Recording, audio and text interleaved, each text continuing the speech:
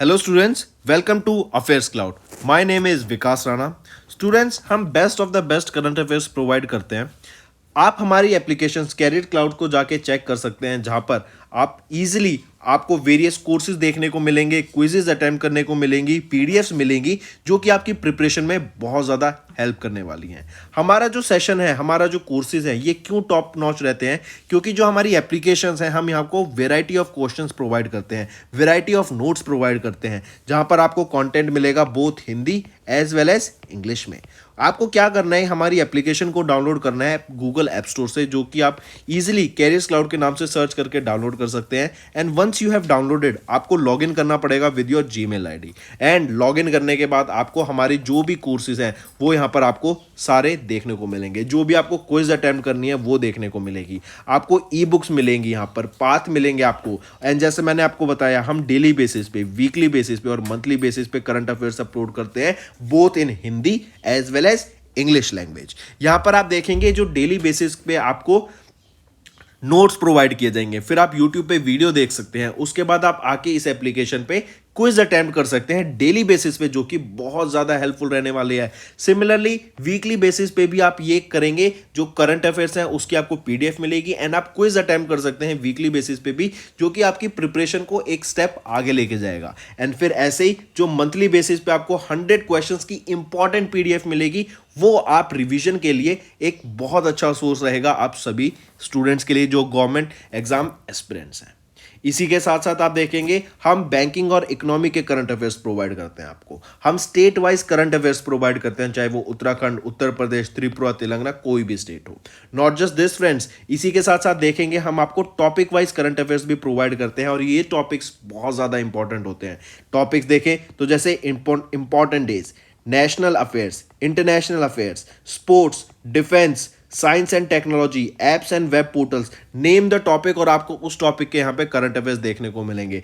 जो भी government schemes launch की जाती हैं, जो भी एमओयू साइंस किए जाते हैं, जो भी इंडेक्सेस एंड रिपोर्ट्स आती हैं, वो सारी हमारे द्वारा कवर की जाती हैं, ताकि स्टूडेंट को one of the best experience मिल सके करंट अफेयर्स का। फ्रेंड्स, ये हमारी वीडियो थी। आई होप आपको वीडियो पसंद आई होगी। इसी के साथ साथ फ्रेंड्स, आप हमारे यूट्यूब चैनल को सब्सक्राइब कर सकते हैं, आप टेलीग्राम चैनल पे जाके हमें फॉलो कर सकते हैं। एंड इसी के साथ साथ अगर आपको कोई भी प्रॉब्लम आ रही है, या तो पेमेंट में या हमारे कोर्सेज के साथ, तो आप हमें कांटेक्ट कर सकते हैं एट द नंबर 7677333862, या फिर आप हमारी मेल आईडी पे हमें मेल कर सकते हैं। And I will make sure कि आपकी जो प्रॉब्लम है उसको जल्दी से जल्दी सॉल्व किया जाए। इसी के साथ साथ आप हमारे इंस्टाग्राम हैंडल affairscloud_official को फॉलो कर सकते हैं। कोड और याद रखना, वो है विकास10।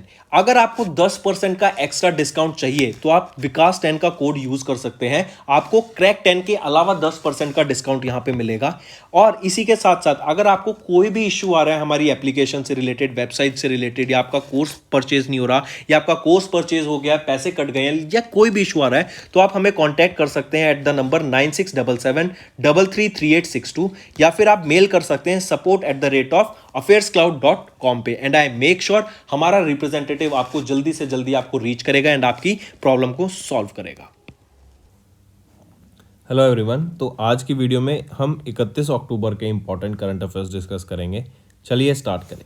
सबसे पहले हम बात करते हैं अभी CBIC जो है, central board of indirect taxes and customs under the ministry of finance, इनके द्वारा इशू किया गया एक नोटिफिकेशन कि ये GST लगाने लगेंगे ऑन ऑल द कॉरपोरेशन, जो भी पेरेंट कंपनी अपनी गारंटी प्रोवाइड कराएगी टू देयर सब्सिडीज, उस पर यहाँ पे 18% GST लगेगा, levied on 1% of the total amount of the guarantee. जो 1% of the total amount of guarantee होगा उस पर यहाँ पे GST लगाया जाएगा। ठीक है, तो मार्क करके चलेंगे। अभी ये नोटिफिकेशन CBIC के द्वारा लॉन्च किया गया, जो under the ministry of finance. ठीक, and as per the notification 18% will be levied on 1% of the total amount of the guarantee, जो कि पेरेंट कंपनी अपनी सब्सिडरी को प्रोवाइड कराएगी।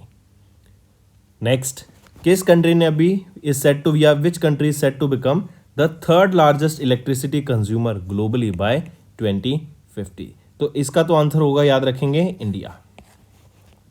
टॉप पर चाइना, USA, एंड फिर इंडिया आ जाएगा थर्ड पोजीशन पे। Correct, third largest electricity consumer बन जाएगा इंडिया बाय 2050। इसी ये जो डाटा रिलीज किया गया, कहाँ पे रिलीज किया गया? वर्ल्ड एनर्जी आउटलुक में। ठीक, वर्ल्ड एनर्जी आउटलुक रिलीज किसके द्वारा किया गया? IEA के द्वारा, इंटरनेशनल एनर्जी एजेंसी के द्वारा। इसी रिपोर्ट के अंदर काफ़ी अलग चीज़ भी बताई गई, जैसे फॉर एग्जांपल जो हमारा फॉसिल फ्यूल का यूसेज है ना, का जो यूज़ है उसकी जो पीक हम अचीव कर लेंगे अभी 2025 में। कोई भी नया फॉसिल फ्यूल का प्रोजेक्ट अब इस्टेब्लिश नहीं किया जाएगा, स्टार्ट नहीं किया जाएगा। एंड जो आपके रिन्यूएबल एनर्जी प्रोजेक्ट्स हैं, ग्रीन प्रोजेक्ट्स हैं, उसमें इन्वेस्टमेंट 2.5 टाइम्स हमें देखने को मिलेगी बाय 2030। ठीक है, मार्क करके चलेंगे। और हमारा टारगेट क्या रहेगा कि 2050 तक हमें नेट जीरो एमिशंस को अचीव करना है। तो ये कुछ आपके इंफॉर्मेशन थी जो कि वर्ल्ड एनर्जी आउटलुक में रिलीज की गई इंटरनेशनल एनर्जी एजेंसी के द्वारा। IEA की बात करें तो एग्जीक्यूटिव डायरेक्टर कौन रहेंगे यहाँ पे? फाती बिरोल। हेडक्वार्टर कहाँ पर है इसका?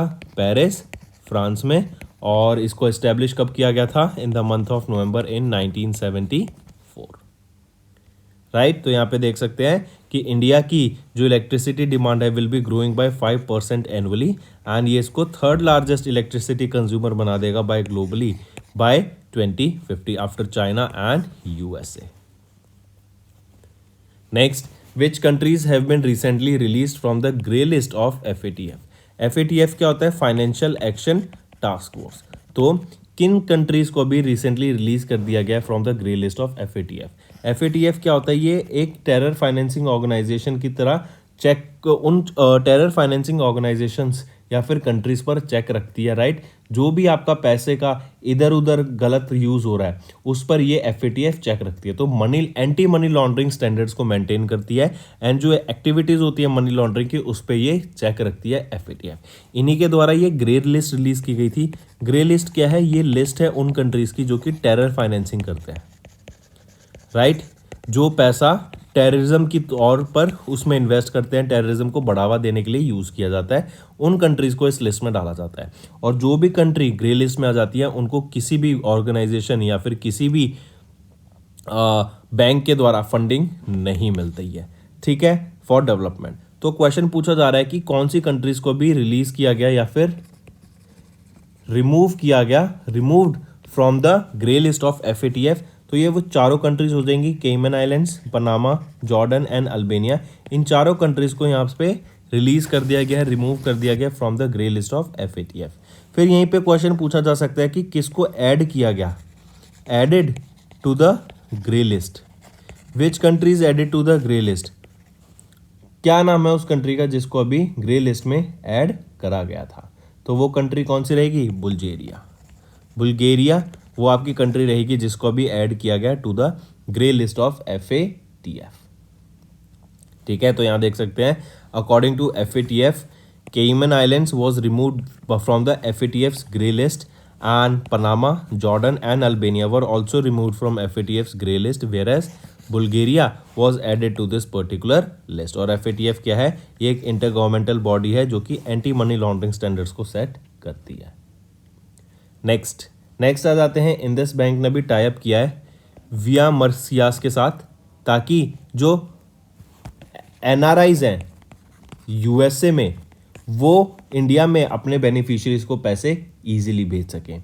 इस प्रोसेस को इजी बनाने के लिए इस डिजिटल रेमिटेंस प्लेटफॉर्म को लॉन्च किया गया, एक जो है IFR। किसके द्वारा लॉन्च किया गया? इंडसइंड बैंक के द्वारा लॉन्च किया गया। क्या है IFR? Indus fast remit platform. ये अलाउ करेगा NRIs को कि वो अपना मनी सेंड कर सके to India either through auto debit payment method and through the overseas bank account. तो इजीली इंडिया में अपने बेनिफिशियरीज को पैसा पहुंचाने के लिए ये लॉन्च किया गया है। ठीक है, क्या लॉन्च किया गया? कौन सा प्लेटफॉर्म? Indus fast remit. किसके द्वारा? इंडसइंड बैंक के द्वारा। किनको बेनिफिट प्रोवाइड कराएगा? NRIs को जो कि USA में है। इंडसइंड बैंक की बात करें तो चीफ एग्जीक्यूटिव ऑफिसर कौन रहेंगे यहाँ पर? सुमंत कथपालिया। हेडक्वार्टर मुंबई, महाराष्ट्र, 1994 में इस्टेब्लिश करा गया था।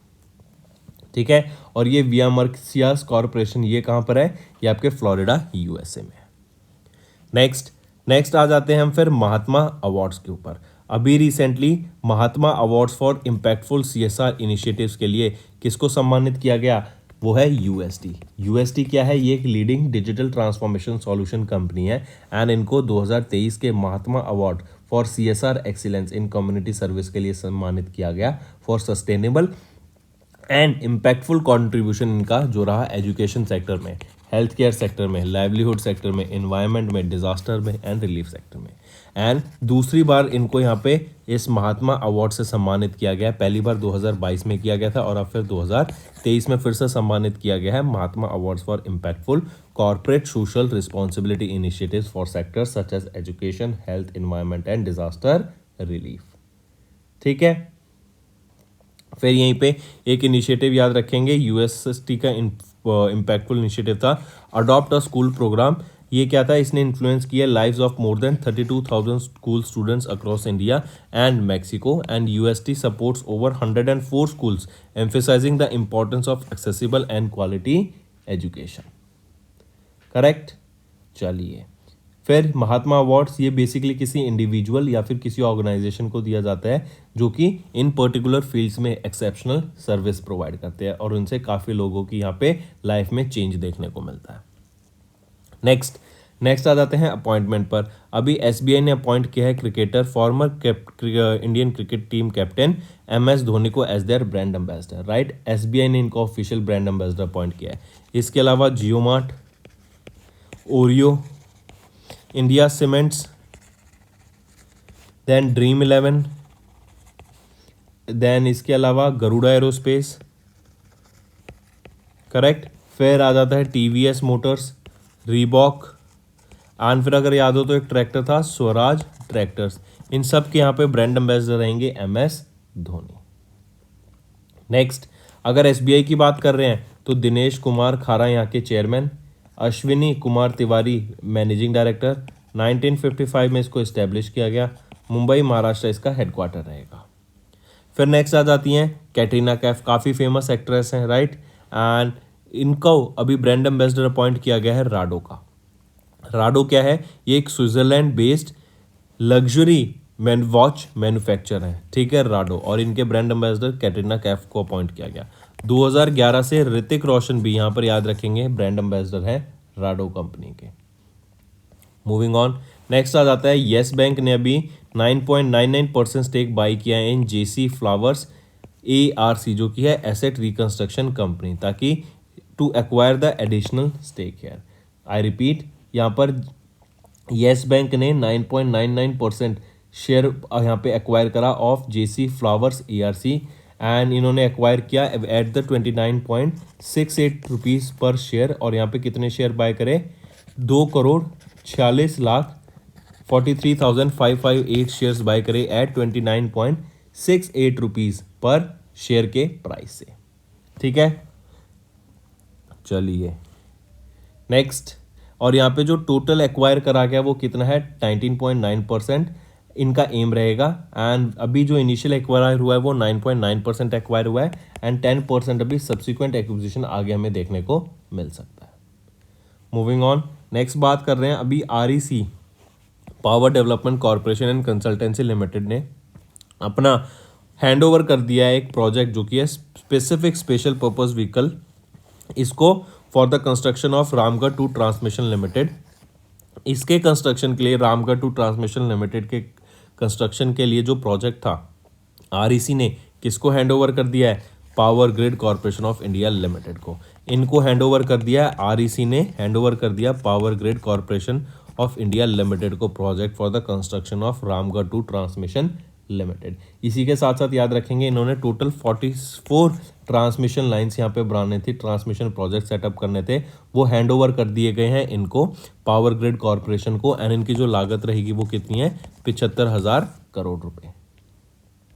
मूविंग ऑन, फिर बात करते हैं महाबली यार्ड 305 की। तो अभी याद रखेंगे commander Sunil Kaushik of worship production superintendent Mumbai, इन्होंने यहाँ पर अभी लॉन्च किया है 25T बोलार्ड पुल टग को, जिसका नाम है महाबली या फिर यार्ड 305 महाबली। इसको लॉन्च किया गया सॉफ्ट शिपयार्ड प्राइवेट लिमिटेड जो कि भरूच गुजरात में रहेगा। डायरेक्टली याद रखेंगे, ये जो टग लॉन्च किया गया है यार्ड 305, इसका नाम रहेगा महाबली। किसके द्वारा लॉन्च किया गया? कमांडर सुनील कौशिक के द्वारा लॉन्च किया गया। कहाँ पे लॉन्च किया गया? सॉफ्ट शिपयार्ड प्राइवेट लिमिटेड, जो कि भरूच गुजरात में, वहाँ पर इसको लॉन्च किया गया। 84.75 करोड़ रुपए की लागत से इसको बनाया जाएगा, राइट। एंड ये गवर्नमेंट ऑफ इंडिया का इनिशिएटिव मेक इन इंडिया जो है उसके अंडर इसको सेटअप करा जा रहा है। नेक्स्ट, किस कंपनी ने सेटअप की है? इस setting up a 6G research and development centre in Chennai, Tamil Nadu. तो वो है एरिक्सन, राइट। एरिक्सन ये एक स्वीडिश टेलीकॉम कम्युनिकेशन कंपनी है एंड इन्होंने अभी रिसेंटली सेटअप किया है 6G research and development centre Chennai, Tamil Nadu में। और याद रखेंगे, ये एरिक्सन का तीसरा ऐसा रिसर्च एंड डेवलपमेंट सेंटर रहेगा जो कि तमिलनाडु में फोकस्ड होगा। और इसका जो मेन एम रहेगा वो क्या है? यहाँ पर रिसर्च एंड डेवलपमेंट करना और वेरियस अपॉर्चुनिटीज़ को लाना। ठीक, मार्क करेंगे। पहला जो सेंटर है वो कहाँ पे था? स्वीडन में, फिर यूएसए में, और अब चेन्नई, तमिलनाडु, इंडिया में इसको सेटअप किया गया है आपका research and development centre for 6G, that is 6th generation of internet के लिए। करेक्ट।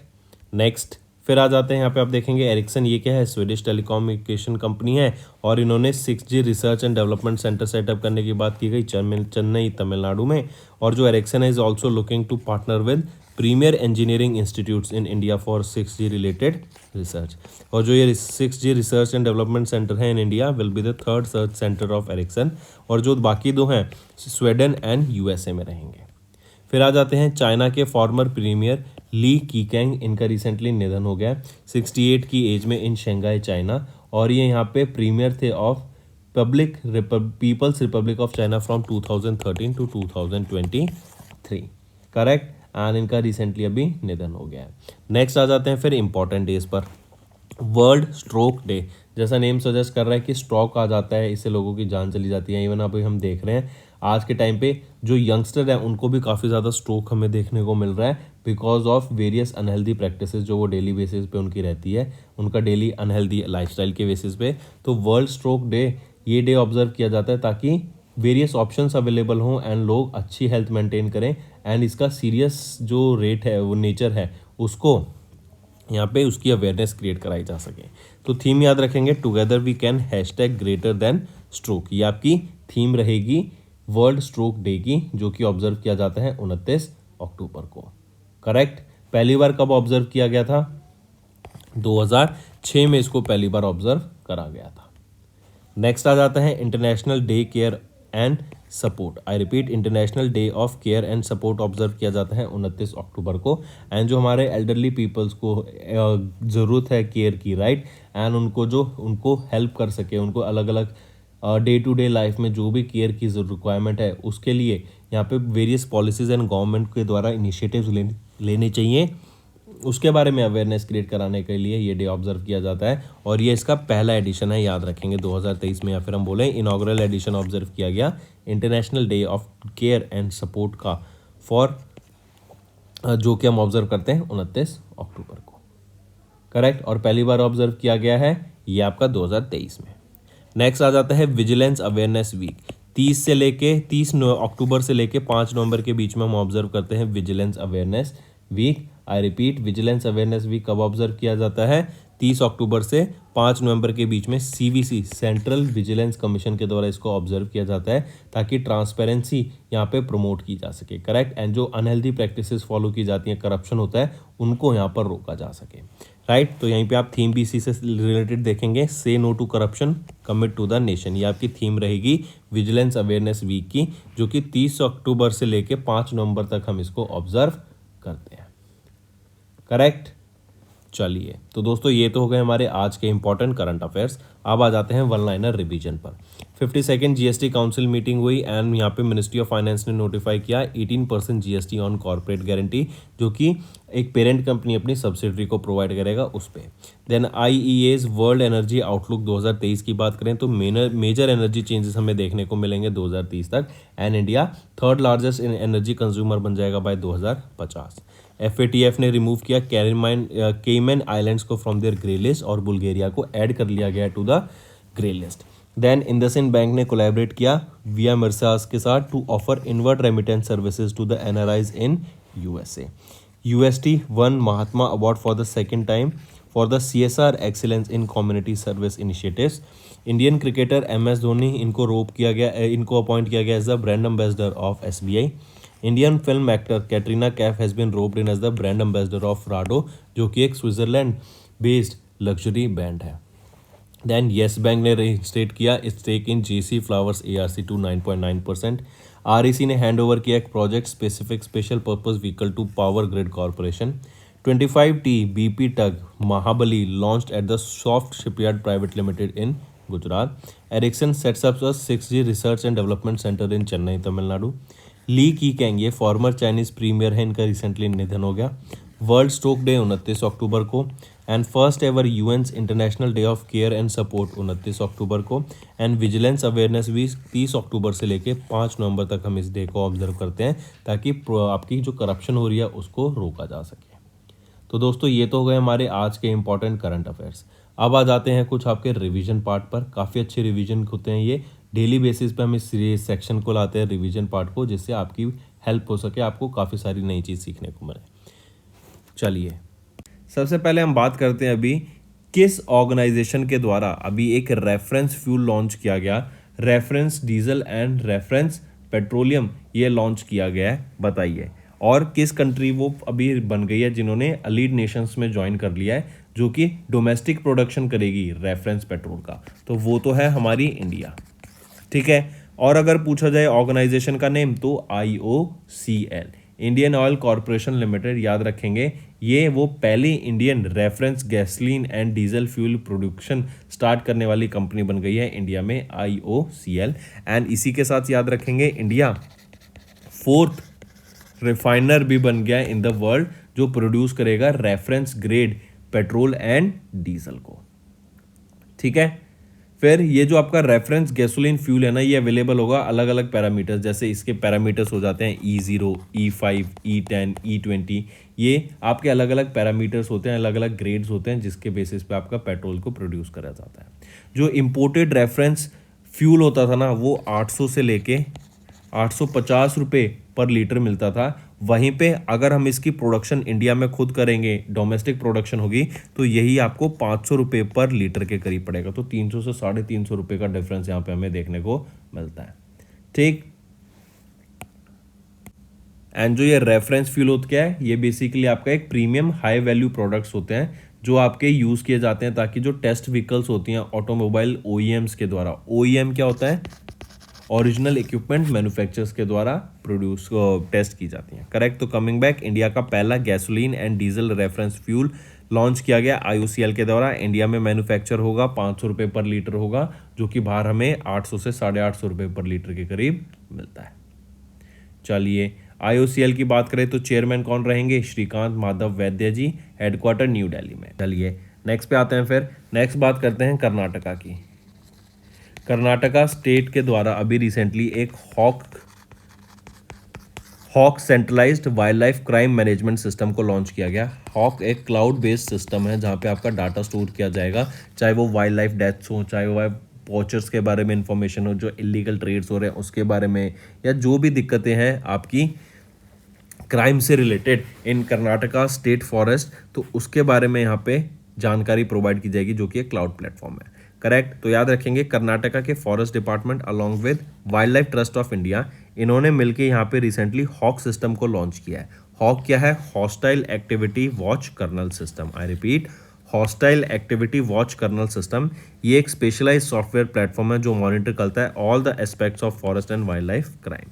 ये जो इनिशिएटिव था सपोर्ट किया गया था एंटिटी डाटा के द्वारा, एंड ये इनके CSR प्रोग्राम के अंडर इसको यहाँ पे लॉन्च किया गया था। तो बेसिक एम क्या, जैसे मैंने बताया कि फॉरेस्ट वाइल्ड लाइफ क्राइम जो हो रहे हैं, करेक्ट, पोचर्स को यहाँ पे मॉनिटर करने के लिए, जो भी क्राइम्स हैं उनको यहाँ पे इस डाटा बेस मैनेजमेंट सिस्टम जो ये है क्लाउड प्लेटफॉर्म यहाँ पे स्टोर करने के लिए, करेक्ट, वाइल्ड लाइफ मॉर्टेलिटी को यहाँ पे देखने के लिए। फिर इससे क्या होगा कि जो भी इंटेलिजेंस यहाँ पे एनालिसिस होगा डाटा का, उसके हिसाब से कि हम वाइल्ड लाइफ को कैसे प्रिवेंट कर सकते हैं, जो क्राइम्स हो रहे हैं उनको कैसे प्रोटेक्ट कर सकते हैं, पोचर्स को कैसे पकड़ सकते हैं, स्मगलर्स को कैसे रोक सकते हैं, उन सारी चीज़ों के बारे में यहाँ पे इंफॉर्मेशन इनसाइट्स प्रोवाइड कराई जाएगी। तो ये कर्नाटका के द्वारा लॉन्च किया गया हॉक सिस्टम, मार्क करके चलेंगे।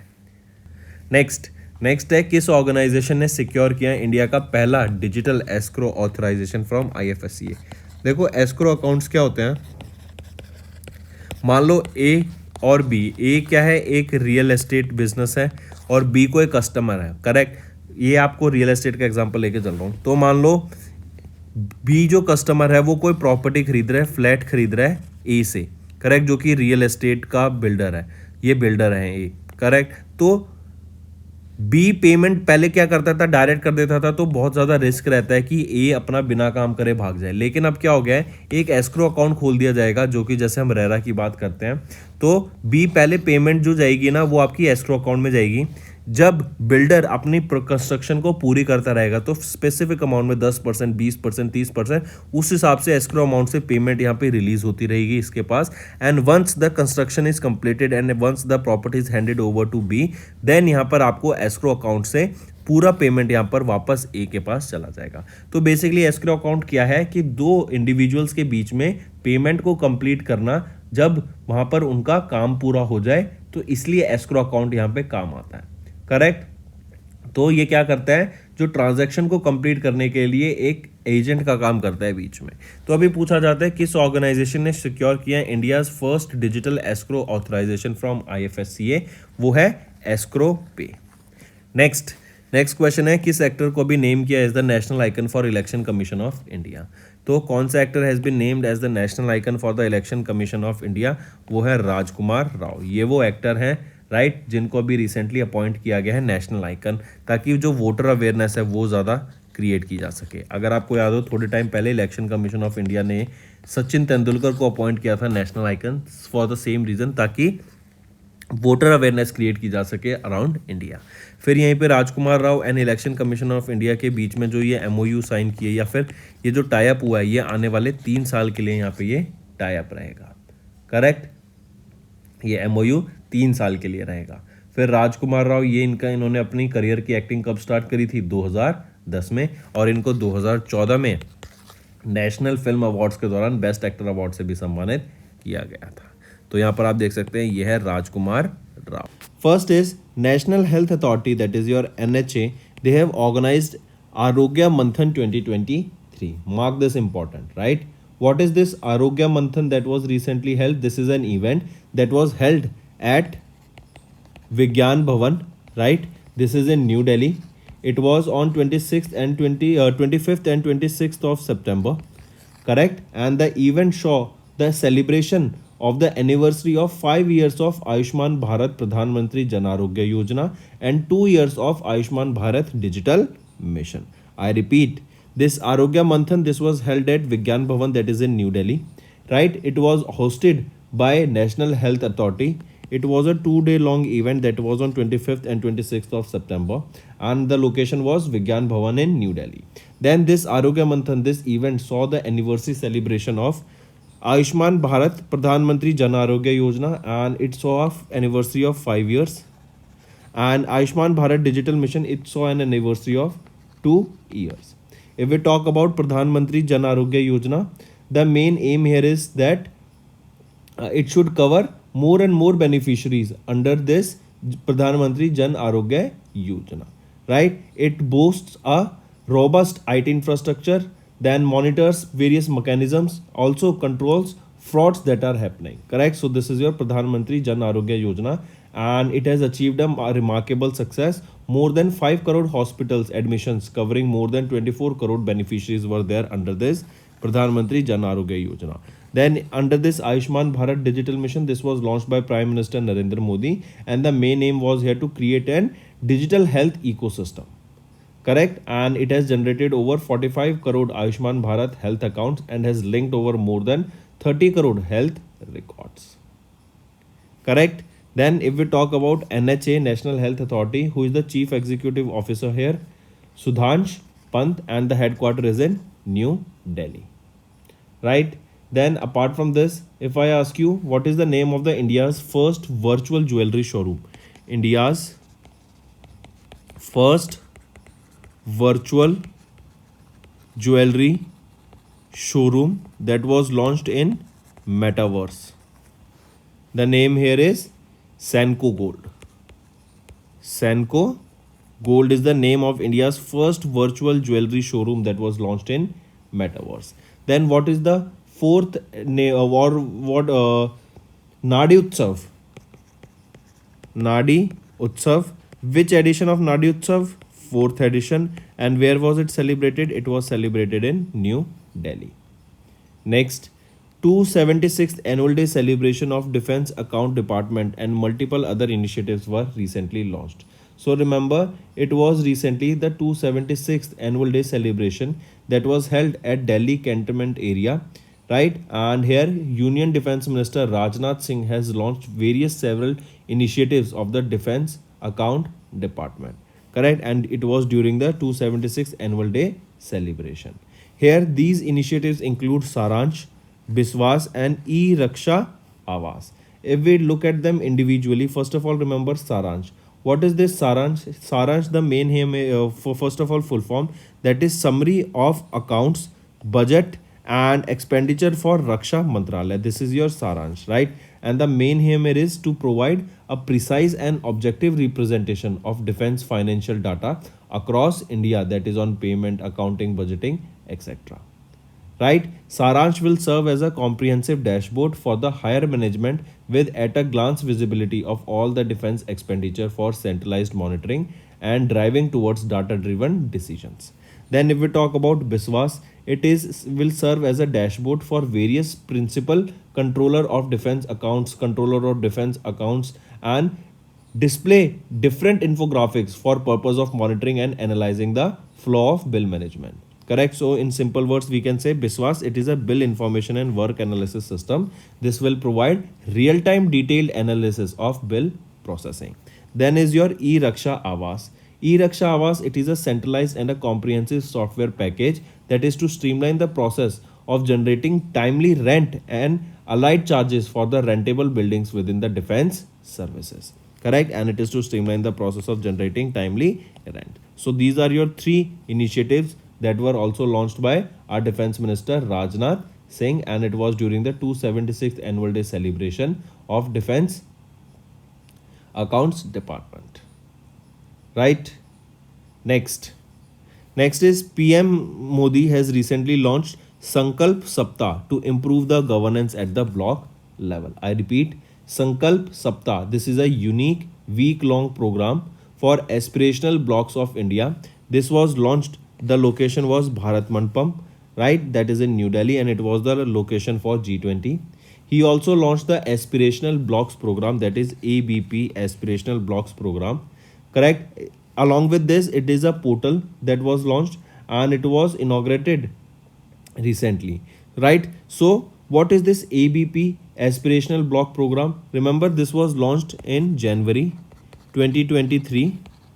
Right, this ABP, Aspirational Block Program, the main initiative of this program is to improve the governance at the block level, right? And it is to increase the quality of the life of the citizens, right? So this ABP, Aspirational Block Program, is based on Aspirational District Program that was launched in 2018, right? So this ABP is based on ADP, that is Aspirational District Program, that was launched in 2018, and it has transformed the lives of more than 25 crore people in 112 districts.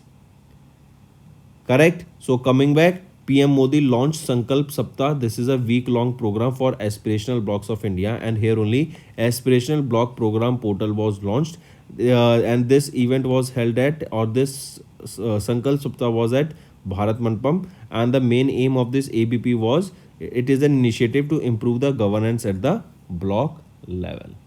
Correct? Then apart from this, remember, 500 aspirational blocks from 329 districts is chosen for the implementation of this ABP program. Correct? Next we are talking about India's first solar roof cycling track that was inaugurated in Hyderabad, Telangana. I repeat, it is a 23-kilometer cycle track, right? It is known as Health Way cycling track. Then where was this inaugurated? In Hyderabad, Telangana, the location. Then by State Municipal Administrator and Urban Development Minister KT Rama Rao, it was inaugurated. Next thing, remember, around 16,000 solar panels have been installed that will be used to generate 16 megawatt of solar or 16 megawatt of power. So these are some important basic points that you need to remember regarding this. Next thing, remember, recently, which product recently got the food animal tag in Northeast India? Mithun, right? Mithun recently got the food animal tag. Next, remember, recently, Global Turmeric Conference. Global Turmeric Conference. Where was this held? Or which city hosted it? It was hosted by Mumbai. Then name the seventh tiger reserve of Tamil Nadu. Seventh tiger reserve of Madhya Pradesh. Which is it? It is Virangana Durgavati Tiger Reserve. Correct? Virangana Durgavati Tiger Reserve. Then Air India recently signed a code share pact with which organization? With EIX Connect. इसके बाद आ जाते हैं फिर homework section पर. पहला, Banni festival which was seen in the news is an annual religious festival celebrated in which state और union territory.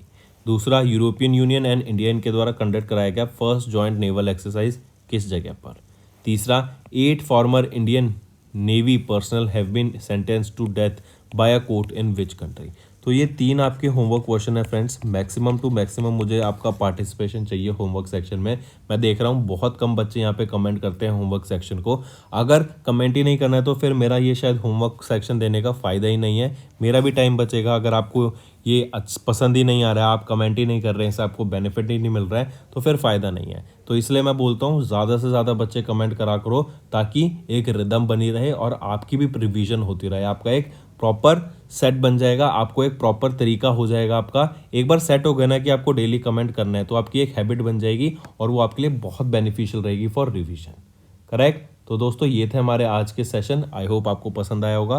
पसंद आया तो वीडियो को लाइक कर दें एंड सब्सक्राइब ज़रूर करें जिन्होंने सब्सक्राइब नहीं किया है. तो जल्दी से जल्दी मैं चाहता हूँ जो बच्चे पहली बार हमारी वीडियो देख रहे हैं आज, वो जल्दी से जाके यहाँ पे सब्सक्राइब कर दें. और पुराने बच्चे जिन्होंने सब्सक्राइब नहीं किया है तो वो जल्दी से जल्दी यहाँ पे सब्सक्राइब बटन दबाएं. So that's all for the day. Thank you and have a nice day. That's all for the day, friends. I hope you enjoyed the session and you can follow us on the YouTube channel as well as apart from YouTube channel, you can go and follow us at Affairs Cloud Telegram channel. And if you have any queries related to the content or the of courses offered to you or the payment which you did on the application, you can contact us on the number provided, that is 7677333862. Apart from this, friends, you can follow us on the Facebook as well as on Instagram handle, that is affairscloud_official. In the end, friends, if you use a code that is Vikas10, you will be getting an additional extra 10% discount by using this code Vikas10. Also, if you have any problem regarding the course purchase, any problem regarding to our application, you can contact us on the mobile number, that is 9677333862. And if you want to mail us, you can also mail us on support@affairscloud.com. And I assure you that our representative from us will be contacting you soon and resolving your issue.